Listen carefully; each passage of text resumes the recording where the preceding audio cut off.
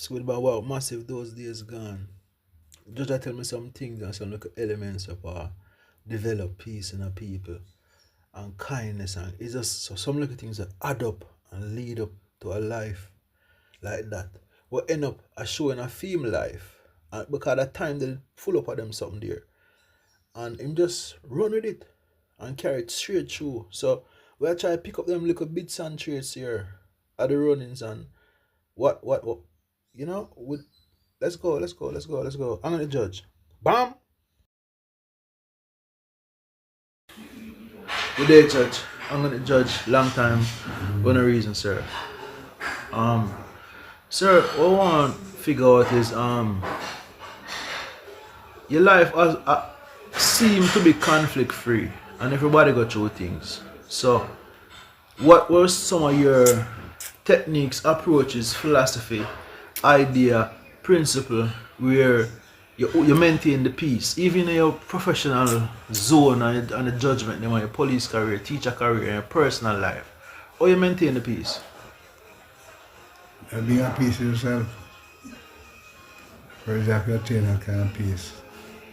If you strive for that peace, inner peace, and manifest it outward, Yeah. that's how you do it. And you, you read, there's a lot of literature and Because people see you and you're always nice and a givey. And you understand? Like, but we know say somebody must trouble you a couple times. And we never hear you. You understand? Say certain things. you have to seek for the peace. The peace is always within you. You see things the other way, you see things in a positive way. If you follow if some man you follow the logical conclusion, then you won't have any peace. But there's always a logical conclusion that you can pursue and it all lead to peace. When in your life did this principle dawn on you or was handed to you? So most of my life has been like that. It's the quietness of living with your grandparents and they themselves were very peaceful, they were God-fearing, church-going people and they were very, very peaceful. At least my grandfather was a tailor and most of the national, That's Mr. Alexander? here on, South Iran, okay. South most Iran. of the, yeah, You most of lived the, you lived 120? no, Okay, sorry. his father. Yeah. But most of the discussion went on when there was a national or local issue would take place while he was doing sewing. His tailor shop was like a Okay, yeah. mediation center. Yeah. Whether the antagonists were before him or not, they were able to say this should not be done, this should have been done. Yeah. You know, one of the highlights of So this, they want to talk about news of the kingdom in UK and rare. they spoke about everything. Okay, yeah. I remember my grandfather had a book. These European customers are mothers come check him every day for that. They just checking with every child. Okay. And my grandmother used to, a famous cook. So I think some of them enjoy her cuisine so much that they come by and say they have something to give them to eat. Yeah. You know. But he had traveled to Cuba and Panama and Costa Rica. So he was the man. So he had a wide knowledge of Yeah. not only the Jamaican political scene, but other exposure to the other culture. So when there was an issue, they would come and we discuss it. And another thing that they did really was the politics was just in its infancy. PNP and JLP after 44.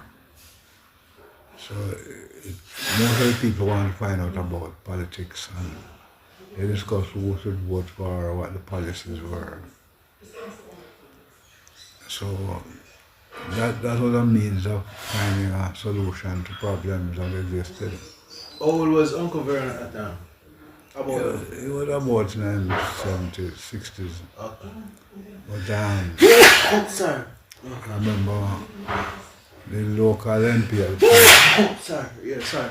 The local MP at the time was, well, before I didn't know him really. I think I might have seen him once or twice. There's a man named Edward Henry Fagan. Edward Henry Fagan was a member of the Jamaica Labour Party. And he actually beat Norman Manley, in his first election. For years, sir? Yeah, Yeah? Norman Manley lost his first election. Yeah. Was beaten by Edward Henry Fagan. But So this era is kind of like a crown jewel for the government because the top people always run here, sir. it's a test. At that time it was like a test seat for everybody. Yeah. You know, Edward Henry Fagan left this constituency and went to run in St. Andrew Western and lost over there. You was some here? No. Edward Henry Fagan was from Jamaica, and I think he was living in Panama. Yeah. Well, after he left the seat, Norman Manley ran and won the seat. And Norman Manley used to live at Flamstead. Yeah. So he used to walk up through from Miller's Gap up into Flamstead, and he had a local representative named Clinton Cripps. Yeah. And they have some big discussion with my grandfather about politics because nobody knew who my grandfather belonged to. Whether it was JFP or PNP. Yeah. It was like an arbiter between the both political parties. And we criticized some of the policies that they had, both the JFP and the PNP. So it's Like things that veto and anything then. The British were still in charge, but there were certain things they were doing. They were just, most of the roads that we have here now weren't even roads at the time, were tracks. Yeah. The government. Yeah, the question I want to say, I'm glad to come back to that because you said him go Miller's Gap and go up through Queen Hill to Content. Yeah, go What- Queensville, go Yeah, so Queensville. how come the road end up round Mavis Bank? That there was no, it was easier to develop that road because you have a place called Violet's Bank. There are some white people living there. And Flamstead now, there was a guest house at Flamstead Hotel.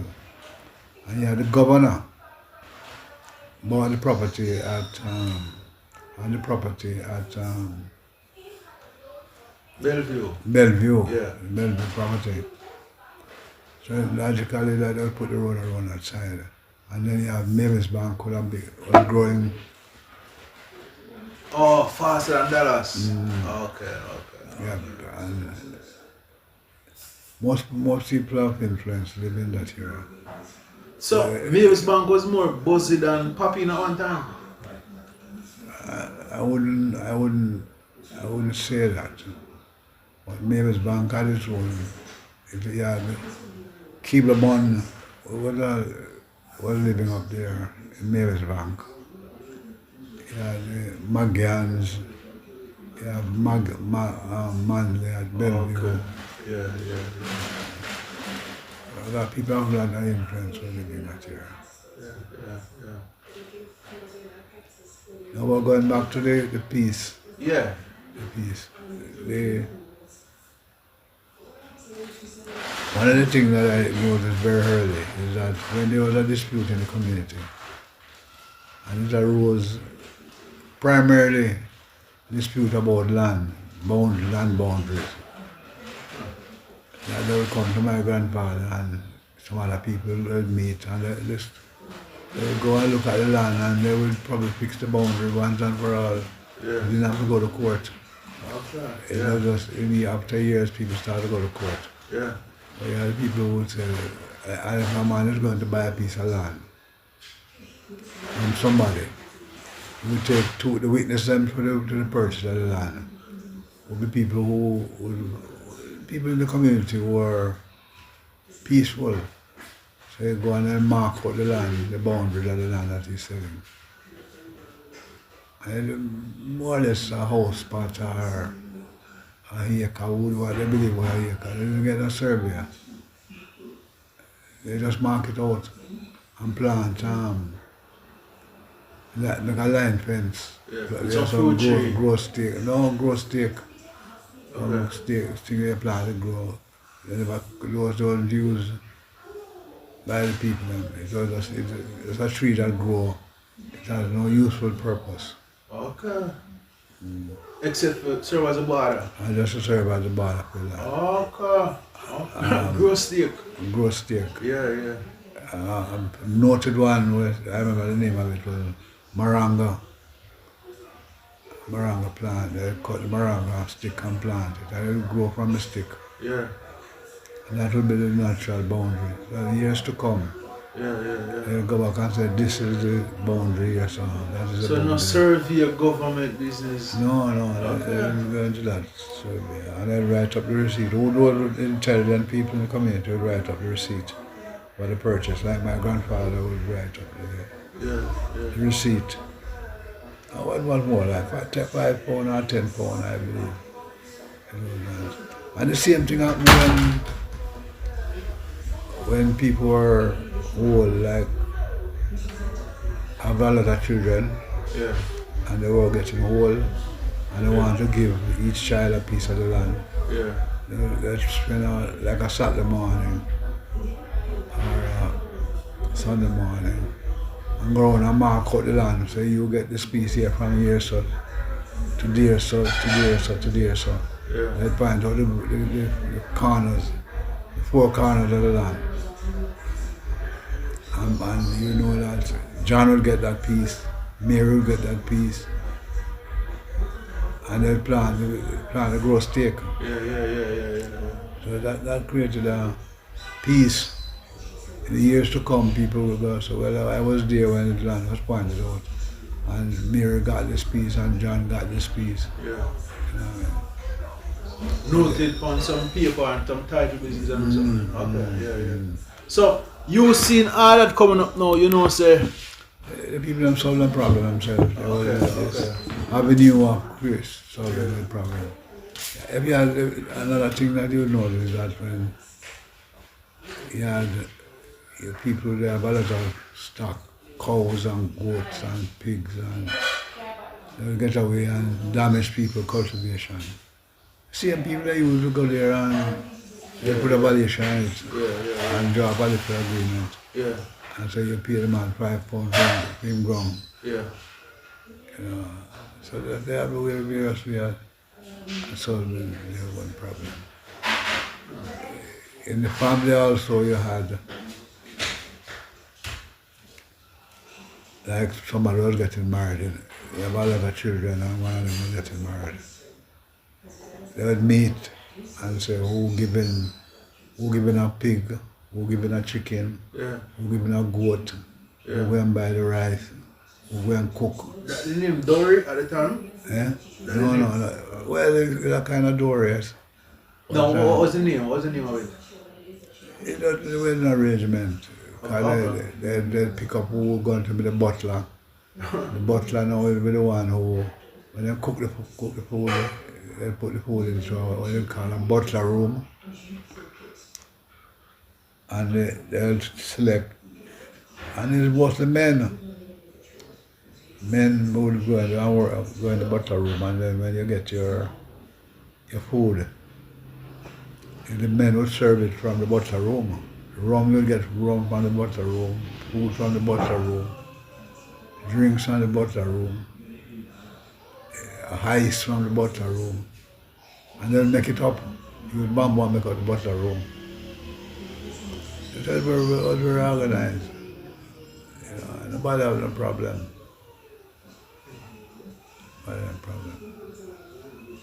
Yes, there was various ways to find a solution was was done by consensus. The solution was found. Another thing you find is like, there's a Christmas gone here. One, if you have a number of friends or member of a family, they'll grow a pig. So from January they buy a pig now and grow the pig. And grow, by the time December come around again, they kill the pig and share it up. Everybody get their few pounds of pork gone home and cook. The same thing with sugar. It's about the sugar thing. Everybody have a little, some people had cane mill, they would boil sugar. And those who grow cane would take their cane to the sugar, to that mill, have the juice extracted and boiled. They boil sugar. And get a cut. Somebody get a cut. Everybody get a share. Yeah. When you have to cut your cane and carry it to the mill. I think they generally give most of the men they would sleep at the mill. There was Like 3 nights straight I do them thing. sometimes 2 weeks. Wow. And sit down and cook and boil sugar Yeah. and carry them butter pan and throw the sugar in that pan. Yeah. So everybody going home now have them pan. Everything I need, tobacco, and I have somebody else that cook one side. Yeah, them grow them tobacco. Okay. Well, it was a Communal thing. communal thing. All angles. All angles. Yeah. All angles. Okay. So when you go out into the world, that means that you get a culture shock. No, it was practiced everywhere, It was like a common thing. Okay. A common thing. If you were For a time. It was a time. Yeah. Okay, Well, it died with commercialization of commerce and making people opening up shops, selling things. It lost its grip on the society. You never have much. A few shops here around, Because those days when you go to the shop that doesn't sell bread, Yes, sir. you go there and you have a loaf of bread, and you could buy a tuppence, or you buy a part of the loaf. Then cut it and give you your part where you buy. And somebody come and buy another part of it. Yeah. So it was very common to see somebody going to a shop and ask for 2 pounds bread, Yeah. or 6 pounds bread. In the sense, him know say a neighbor I go want piece too. Can't could buy the whole bread and put it up, right? No, buy it. Now the money to buy the whole bread. Okay. So what him have him just buy that. Buy just want that 2 slices in tea and family tea. Yeah. Very, very communal.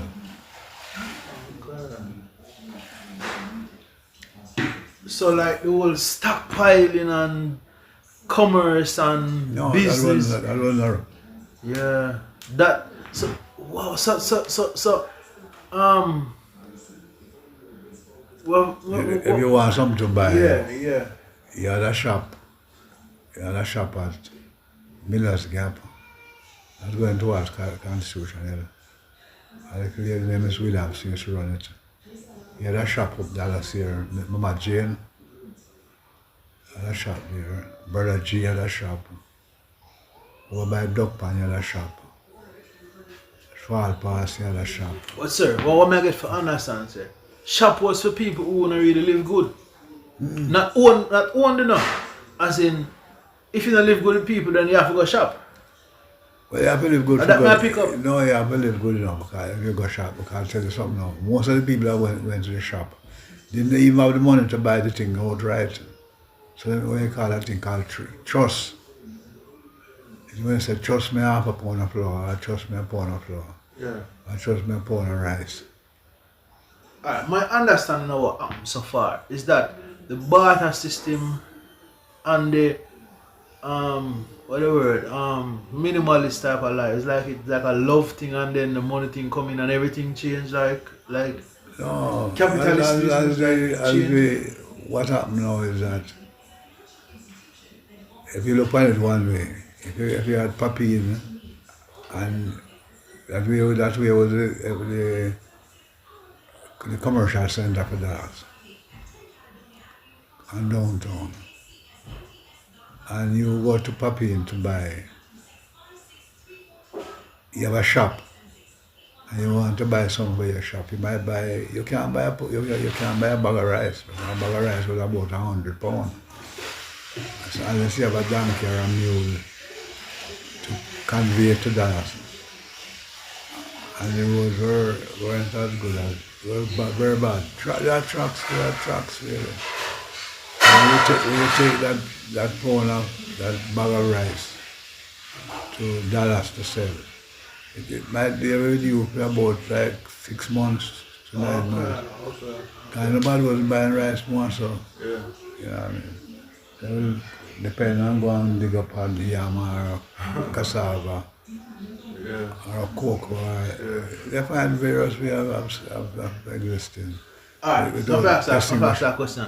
Was there like a saying or a slogan for people who go shop like People didn't at that time? people didn't take too Or was time. it exciting? No, What was people it? didn't take people didn't find it exciting to go to shop. Okay. And they say the older people say that when you go to shop, everybody know you eat. Everybody know you eat. Everybody know That everybody see know that, you yeah. eat. And you could preserve without, you know. So it's a dignity then, a dignity there with it also. That will last. People go to shop like, even say for instance, you go to the shop and you don't have the money. The shopkeeper would know you. And you're in good standing, you credit the thing from them, or as they call it, trust. They look for the money, you know, at a certain time. And if you didn't pay it for a certain time, then you're harder pay man. But not trust. You're harder pay man. Harder pay man. Yeah, so, but not trust it on. Yeah. You know what I mean? Yeah. So even if you need it, you have to go without it. And about that the shopkeeper not trust me or something. You know? Yeah. Sir, we'll continue upon the peaceful legacy. Thank you very much for this one, sir. Running with this one. Good. Run with it.